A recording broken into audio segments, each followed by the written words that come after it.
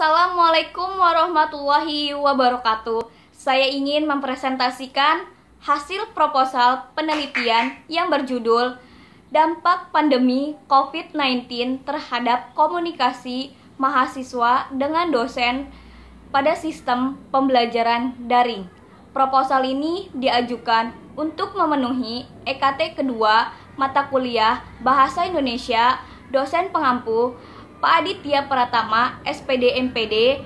Proposal ini disusun oleh saya, Siti Rahmawati, dengan NIM 210300106, Universitas Islam Syekh Yusuf, Fakultas Ilmu Sosial dan Ilmu Politik, Program Studi Ilmu Komunikasi, tahun 2020 sampai 2021. Saya di sini akan menjelaskan bab 1, yaitu pendahuluan. Yang pertama, latar belakang.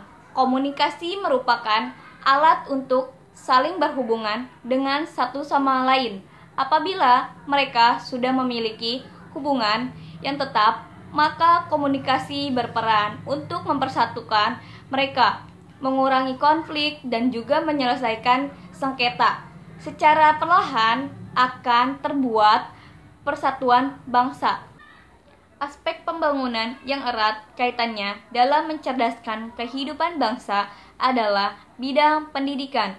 Bidang pendidikan merupakan suatu proses pemberdayaan potensi yang ada pada manusia sebagai individu dan masyarakat, yang fungsinya selain untuk memberdayakan potensi manusia, juga untuk mengembangkan dan mengontrol potensi tersebut agar bermanfaat bagi peningkatan kualitas manusia itu sendiri.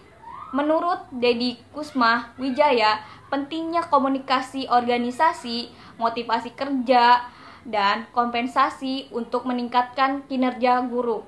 Jurnal Ilmu Ekonomi dan Sosial, Juli pada tahun 2014, halaman 27. Interaksi ada beberapa bentuk, khususnya mengenai interaksi yang disengaja. Ada istilah interaksi edukatif.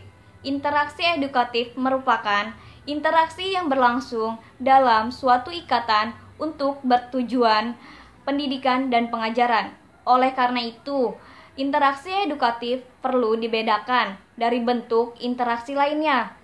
Artinya lebih spesifik pada bidang pengajaran. Dikenal adanya istilah interaksi belajar mengajar. Menurut Sardiman, interaksi dan motivasi belajar mengajar, Jakarta tahun 2006, halaman 1. Saat melakukan penyesuaian dengan tuntutan baru serta pentingnya orientasi kemasyarakatan, pada gilirannya dibutuhkan pola adopsi ke dalam pembelajaran yang diawali dengan desain kurikulum. Penyesuaian dengan tuntutan zaman tersebut bisa diadakan perubahan muatan kurikulum atau bahkan perubahan sistem dan paradigmanya, sehingga perubahan tersebut bersifat esensial. Menurut Luluk Fikri Zuriyah, pengembangan desain model kurikulum jurusan komunikasi penyiar Islam berbasis kompetisi, tuntutan masa depan, wacana judul studi Islam, Maret tahun 2004, halaman 3. Yang kedua, rumusan masalah. Untuk menyelesaikan tugas ini, penulis menyusun beberapa rumusan masalah sebagai berikut. Yang pertama, bagaimana keefektifan komunikasi antara dosen dan mahasiswa di masa pandemi.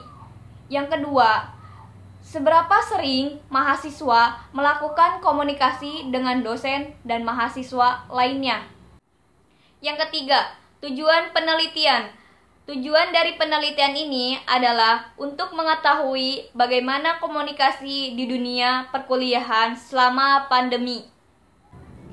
Yang keempat, manfaat penelitian.